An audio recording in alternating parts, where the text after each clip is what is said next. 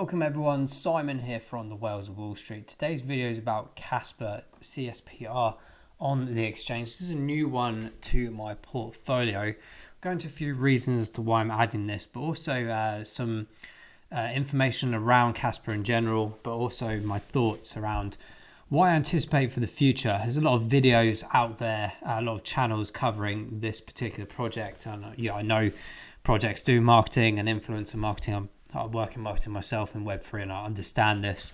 But from my perspective, this is going to be completely kind of like unbiased and the reasons why I'm into this and what I perceive for the future of Casper and the years to come as well. Before we do that, do check out other videos on the channel as well. And don't forget to smash that subscribe button if you haven't done so already. Let's go straight into this topic. So Casper, for me, is quite interesting. This is going to be another layer one blockchain. Now, there's quite a lot of these out there already. We'll go into that in a bit more detail in a second.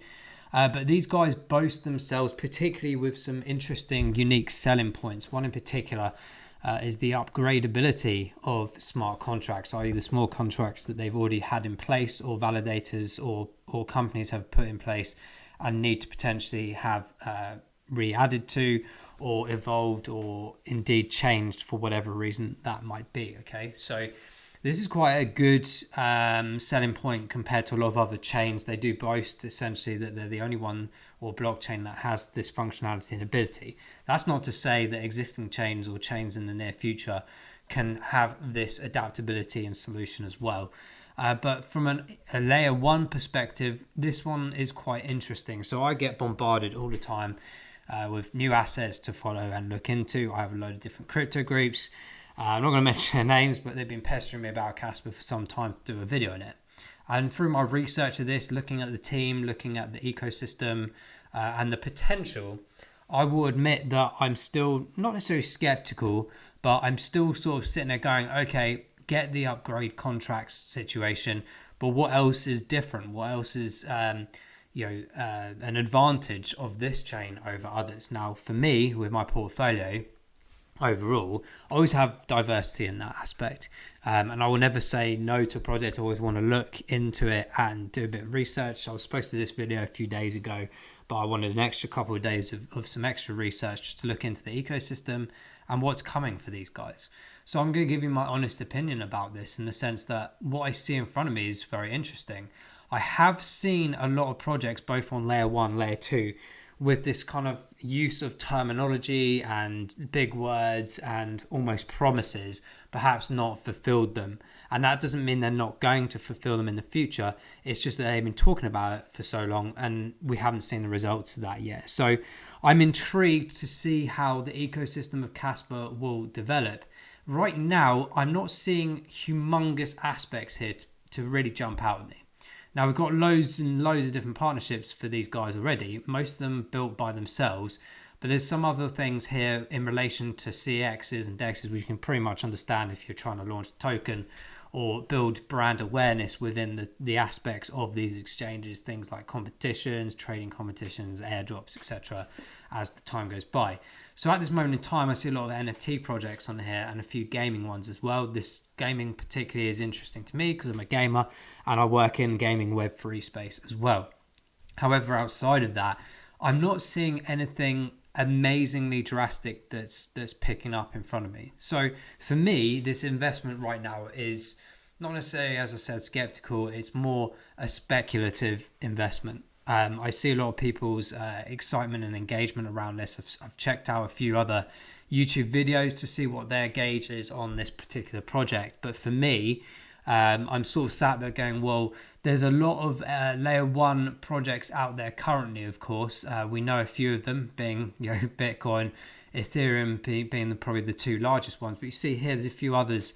I'm sure you know of them or have heard of them before. Avalanche, Algorand, which I absolutely love. Cosmos, brilliant. Tron, Polkadot, Solana, Cardano, BNB, Ethereum, BNB, by the way, Binance's network, and Bitcoin here as well. Now, this is some of them. This is the top 10 from this chain analysis, which is huge trend and media outlet for blockchain in general. There are more than this, of course, and there are a lot of layer 2s coming out as well to help with scalability and enhancing that network capability and transaction capability within some of these existing chains, but also their own as they're developing and building them, right? So at the moment, Casper being around 3 cents, it has a market cap of 316 million. Now, it's not really, of course, just yet in terms of the aspect of where the other guys are in terms of the positions of market cap. We're seeing well over $1 billion, right, on some of these top 10 ones, and in fact in the sort of like top 50 cryptos or just slightly higher than that, these guys aren't anywhere near that. But that's understandable. These guys have only just started. Here on the CoinMarketCap website, for example, you can see the data going back to May this year.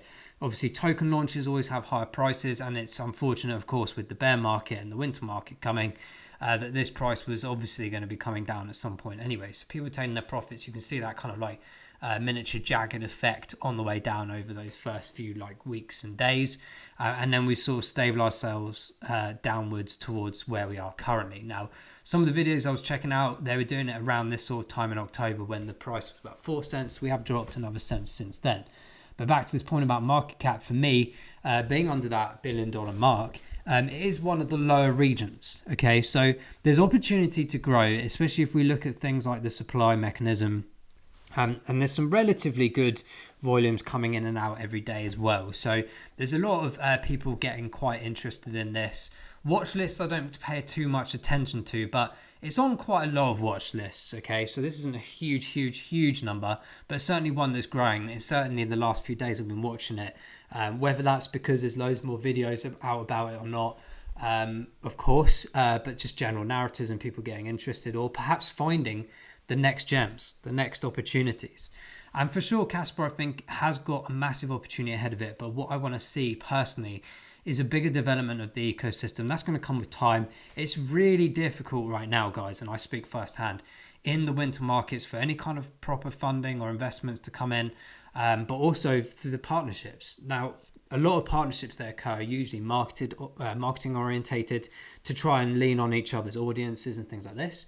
But from a chain's perspective, you will want to see partnerships that help with integration, as well as partnerships of actual companies building on your network and your chain. So we've got a really good foundation with Casper right now, in my opinion. There's a good foundation, but there is an extreme lack of an ecosystem here. And that's not bringing it down at all. You've just got to understand that this is a developing concept and a developing technology that is needing to be built, okay? One of the interesting things that's come out from Casper quite recently, actually, a bit of news, was the funding towards the development. Now, this is the reason, and let me put this into perspective. I've probably been pestered to try and get Casper in my portfolio for maybe 3 or 4 months now. And I said, I'm not going to do that. I'm trying to condense my portfolio and this, that, and the other. However, the reason I'm doing this video, and bear with me to try and explain this, and also obviously the peer pressure from some of my pals on the crypto groups that I'm in, this is one of the reasons. Okay, so first of all, we're seeing a good number here monetary wise coming in for a form of development. Now, this isn't necessarily developing the actual technology as such, but this is a nice grant program that's occurring here to encourage new developers, to encourage a system to help build on Casper. And I think this is really important to understand, because in the markets like we're in today, and certainly probably for the next few months, maybe even the next year, who knows, this is the prime opportunity. If you as a project out there or company have good funding and you're still able to sustain your teams and this, that, and the other, the number one priority and goal, arguably, is to increase the development. Okay, because all the hype's disappeared, the quietness is in, you've got full concentration. Whereas when you're in hype markets, it's pretty much a big focus really on a lot of the projects, that is the case, of your token, of trying to build awareness of that. And basically a token, essentially, yes, it has utility, but it's also a marketing ploy, guys. It's a marketing ploy for awareness. So we have to understand this. And I'm speaking again firsthand, both from the marketing side and the Web3 side, and my experience for over a decade now, okay? So we got Casper here with a phenomenal opportunity. They've now added in this exciting portal and development program. Okay, it's similar kind of like to hacking programs that are out there like hackathons, but this one in particular, grant programs, is trying to encourage new developers to come in, or as teams or as companies, to really push the Casper ecosystem further forward. So when we do swing around outside of these bear markets and the winter markets, you've got a huge foundation and support mechanism behind it. Now, if you remember, through the hype periods of the last couple of years before the downturn at the end of last year and into this year, there was a lot of projects out there that people hadn't even heard of. And then all of a sudden the marketing kicks in, collaborators and influencers kick in, and then you're basically finding yourself buying things you never heard of before, but you're jumping on there because there's so much information about it out there. And then you realize that it's completely flopped price-wise. And that's because it's all about marketing. And when you take the step back, probably 50 to 70% of the assets that you were holding are probably absolutely useless. And you finally realize that. And that's just part and parcel of the whole cycles and what we delve into. So for me, when I was researching in Casper, like I do with any of the projects, I always like to look at the team. This is very important. First of all, I also like to look at what jobs they have. Not for me, but the reason I picked this out on a lot of the projects is to understand who are they hiring, what kind of people are they hiring, and how many as well. Now, actually, what's really good about Casper is they've got a lot of really important roles already filled. Talking about program managers, developers in particular, for a project that's building, arguably from scratch perspectives, on this program already. Okay, research, development, growth. Good to see some marketing people in there. Usually marketing teams are one of the first to go in markets and stuff like this that we've seen recently, but they've got a clear kind of goal, directorship.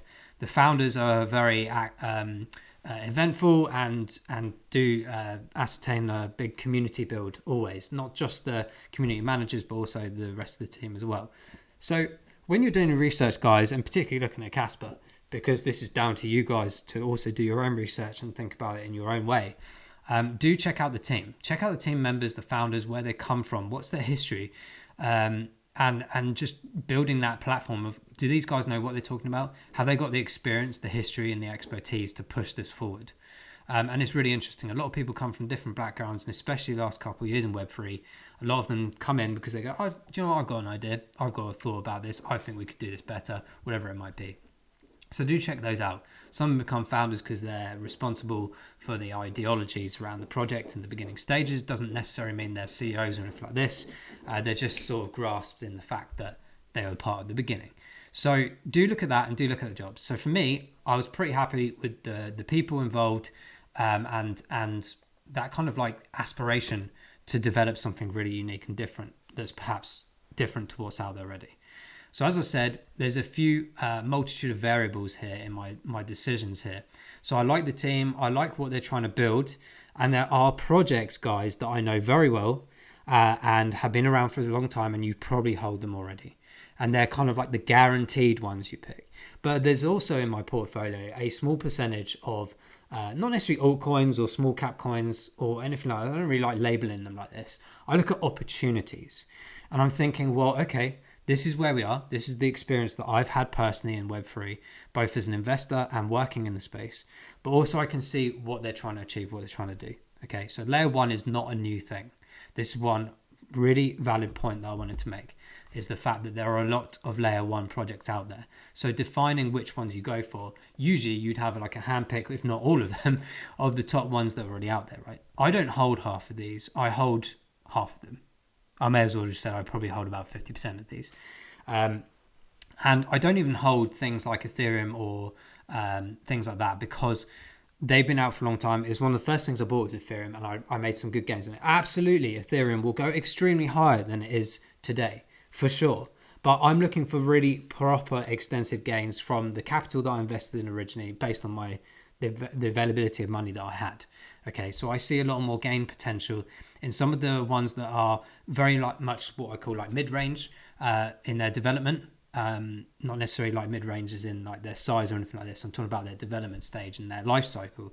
And then I'm looking at projects at lower regions. Some of you know that I invest in things like Multivac, for example. We've got things like the Constellation, DAG, IOTA, IOTX, like ones that are potential and have some really good ruthless utility and information behind them.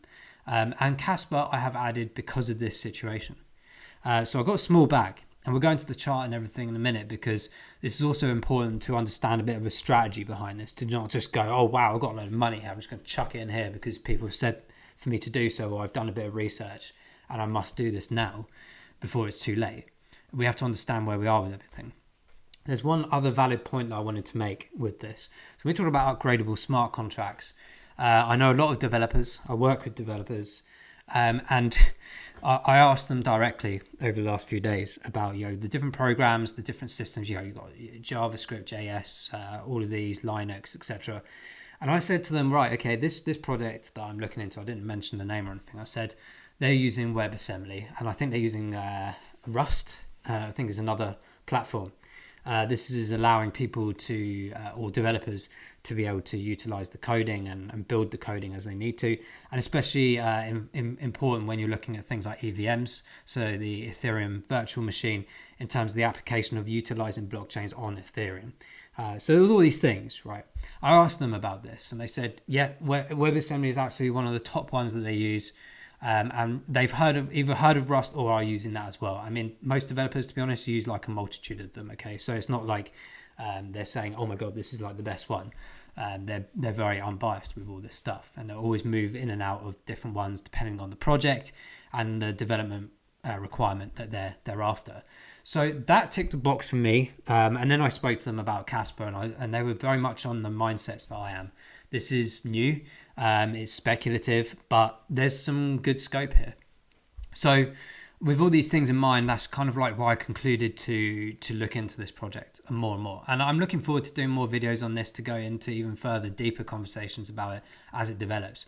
I'm probably going to keep relatively quiet on it. If you guys want regular videos on Casper, whether it's price point related or topics or updates and stuff, let us know in the comments below, because I'm for sure happy to do that. I'm a holder of it as well, especially that does help because you have an honest approach in the videos. I don't get sponsored, I don't get money for any of the videos because I work in the space already, so I have to be careful of like sponsorships and things anyway. But more importantly, I like to have that unbiased aspect. And if I did sell, I would tell you. If I was buying, I'd tell you. And if anything that's pros or cons related to any of the chains, any of the networks or projects, I like to bring them to the table. So I like to think that within this video, we've seen some of the really interesting things about Casper that stand out to me, and so perhaps some of the things that are not necessarily negative, but things to think about when you're putting your positions in. And I'm really interested to know how many out there hold Casper right now that are watching this video or have an interest in me progressing these videos. As I said, looking at these all-time highs is very difficult to suggest like where this could go. But if we looked at other layer one chains and their history in terms of when they started, this is kind of like a mirrored effect, if you like, on some of the other projects as well. So we're at some really good defining price points here. Could probably come down lower potentially, but I'm just keeping an eye on it really. And as I said, I'm not going fully all in just yet, but it's very, very interesting indeed. But yeah, as I said, upgradable smart contracts. Just give a bit more information about this. So facilitates the upgradability of smart contracts that have already been deployed on chain, reducing the need for complex and costly migration processes. This is very important. So if you're on another chain or you're trying to come across from perhaps like the Web 2 or traditional development methods across the Web 3, it makes it a bit easier. So migration processes while also streamlining the process of quicker patching smart contract vulnerabilities detected within a system. Now this is the thing that they boast that not other chains do. And as I said, it doesn't mean that other chains won't evolve to this scenario as well. It's always nice to say you're the first to something. But yeah, with the awareness capabilities that you guys have, it's a bit of a shame, because that is probably quite a big thing to be shouting about. But I guess that's the choice of influencers and stuff to push out for, and for them as a marketing aspect to keep pushing too. So yeah, again, upgradability features can help businesses to build resilient and scalable blockchain-based products and services that adapt to changing customers' needs and shifting business priorities. This is probably a really valid point as well. If you're tiresome or don't have the resources or time to keep changing things, you want something easy if you do need to, right? So this is quite an interesting aspect to it. The other bits I haven't really mentioned. I did mention, to be fair, Rust and WebAssembly. This is quite an important part for developers in general. The rest of it is pretty standard with other chains and networks. That's why I'm not really going into much detail. Lower costs. Everyone always compares themselves to Bitcoin. It's kind of the easy go-to. It's pointless comparison, in my opinion. They're completely different technologies and use cases. And the fact that blockchain is extremely a lot older. So you would expect after 15 years of development for projects and networks to be utilizing something new and more evolved than the older ones anyway. But as I said as well in the beginning of the program, is that they have got some good gaming and NFT projects and ecosystems building. I want to see more. I want to see some actual proper development programs coming in and actual integration with other aspects. I've seen lots of maps. I've seen lots of diagrams and things, putting Casper in there and seeing where it could fit on an enterprise level, on a private level, and on a hybrid level. There's a lot of chains out there already that do this, by the way, at an enterprise level and a hybrid perspective too. So again, it's another point where I'm like, what's the differentiation here? But it's still one that could potentially evolve very well and maybe potentially even integrate with other chains or protocols as time goes by. This is what will happen over the next sort of 5 to 15 years, probably. You'll see many chains reducing. They just can't sustain themselves, or they'll be integrated with others. And then eventually you'll just get some top 5, maybe top 10 projects overall in the long run, as you do with any other bubble or market in the history of time and technology. So they're kind of my parting thoughts really before we go into the chart about Casper. Let us know in the comments below if there's anything that stands out for you for Casper, why you're so interested in this project, or it's perhaps something you're not interested in because of things that we've mentioned in here or some other things we haven't covered at all. I'm really interested to know. But they're my honest thoughts about it, for sure. And yeah, keep an eye on their socials and all these kind of things as well for any updates. But again, a lot of it's quite a lot of regurgitated stuff that I've seen over and over again with a lot of projects. But I'm not writing it off, that's for sure. I'm certainly looking to try and add to the portfolio as and when, and I'll be honest with you and open with you if I ever buy or sell things, and especially if it's based on things like, maybe I'm not happy with this in a year's time, or the gains aren't there, whatever it might be. But I do think getting in at this early stage for the foundation perspective and building when we get the hype markets and the bull markets, it could be a really good turnaround for this one. We'll have to see. So guys, let's jump straight into the chart now for Casper, because I appreciate this is kind of like a bit of an introductory video, so the price point is going to be very different on each of the videos that we do, of course, as that is quite a natural thing. I've got the Huobi, whatever, however you say it, data here. There's not too many that are on TradeView. We've already shown you coin market cap, to be honest, and this kind of goes back to the beginning of when it kind of launched properly anyway. So I've just identified a couple of things on the fib retracement from sort of short-term area to a mid-range. And right now, as you can see, I've put two markers, one of the lowest point and one of the most recent low points, and some of the higher points as well as references for this retracement level, to see where we kind of are and where we may be going down to potential lower areas. So right now you can see there's a bit of a resistance here at 3.2 cents. So we're currently flowing literally bang on or on the nose, roughly about 3 cents. Okay, so I'm not anticipating this to probably support very well. We're in a crazy market right now, of course, and it's currently matching up with some extremely volatile data, if you like, for a better word.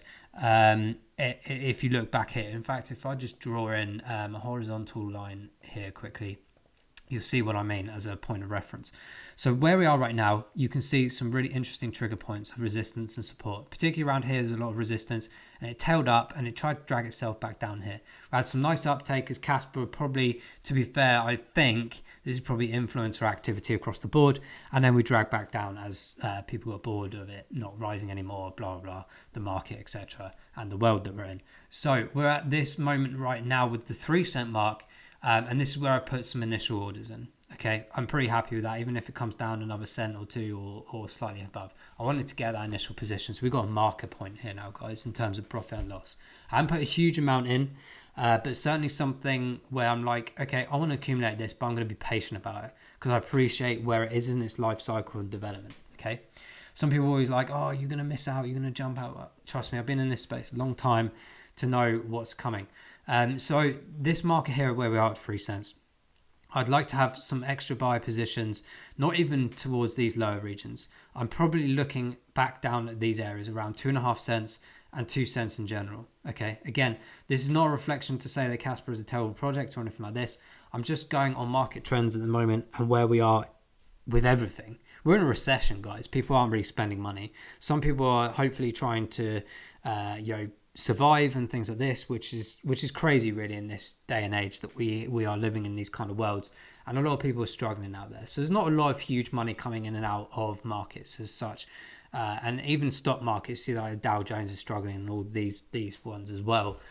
So I've got a reflective pattern in the next few months in my mind that the general crypto market should still be coming down a lot lower. I still think Bitcoin needs to test lower regions, especially sub 10,000. People might call me crazy. They might agree or disagree. That's just my perception and thought process based on data, history, and what I've known across the time.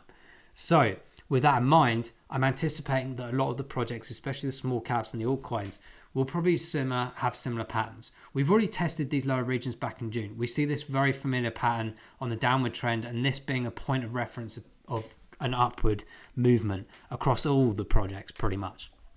But Casper hasn't really moved that significantly from this point. We're only 0.5% off this now. So it can take something like the FTX situation again, like we saw back here around the 9th of November, straight back down. If there's another catalytic event like this, or whether it's inside or outside crypto, I could see this coming down. So this is going to be a good reference video really for the future. It'll either go skyrocketing, or it will come down further, which is where I anticipate it to go. Either way, we've got some positions, but I'm being, again, not the word skeptical is probably not the right word, but I'm being conscious and strategic with the way that I accumulate this one. We're in a bit of a buying pattern right now, but there's not huge volumes. It's not as big as the volumes going out.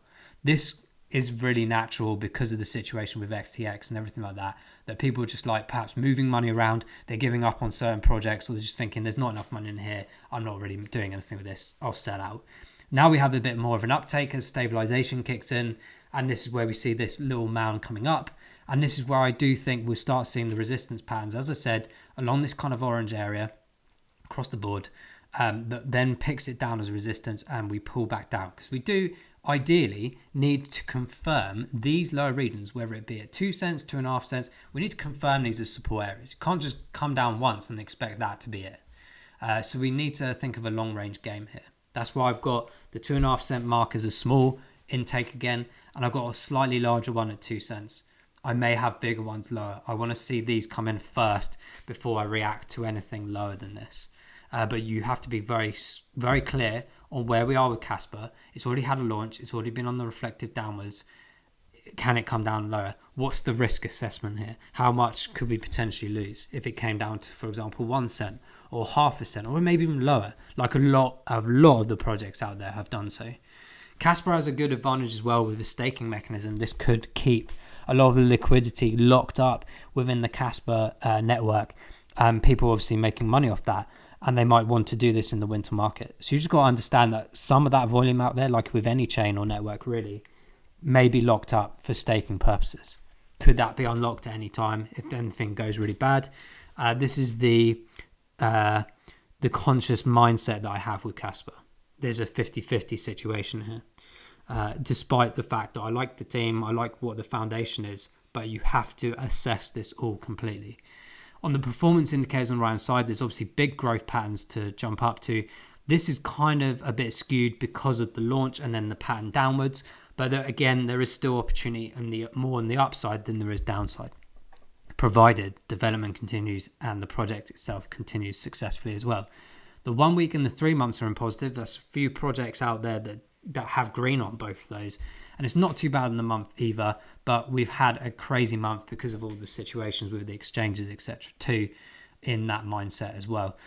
Some people ask, where can you buy Casper? I've been getting mine on KuCoin thus far, but you can get them on OKX, Gate, Bithumb, and Huobi, which is the data that we're looking at currently right now. So there's a few on there. I'm sure there's others as well, but for me, KuCoin is one of the most main ones that I use.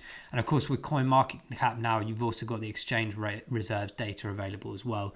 So for me personally, KuCoin was a relatively safe one out of the lot to be using. I don't really use the others anymore. So that's kind of like a bit of a wrap up of the pricing right now, where we are. The RSI is showing 43 and 44 on the 14 and 28 day respectively. This is still a relatively good buy point in my opinion. It's not financial advice, just my opinion, and that's why I kind of purchased the last couple of days. But I would like to see that come down substantially more, sub 40, definitely on the 14-day for me to put extra positions in, and that could be where it takes us down to the 2.5, maybe even lower, when we see maybe even 35 or lower on the RSI. We'll have to see how the momentum of the world goes, the momentum of the markets in general. I don't think a lot of these projects are going any further higher for some time, especially as we're entering some crazy economic moments and events in the next few months. If you pay attention to all the things that are going on worldwide, I think there's more to come. So guys, I'm going to wrap it up there. Let us know in the comments below what you think about Casper, what you think about this video. Let us know if you're holding it, buying it, selling it, staking, whatever it might be. Do you want to see more videos on Casper? Please leave comments below, and we will for sure add this to a regular video update as and when we get decent updates from the guys at Casper. Maybe we can get an AMA with them. I'll ask them for sure. Reach out to them on LinkedIn. But guys, thank you so much for watching this video. We'll see you in the next one. Take care and bye-bye.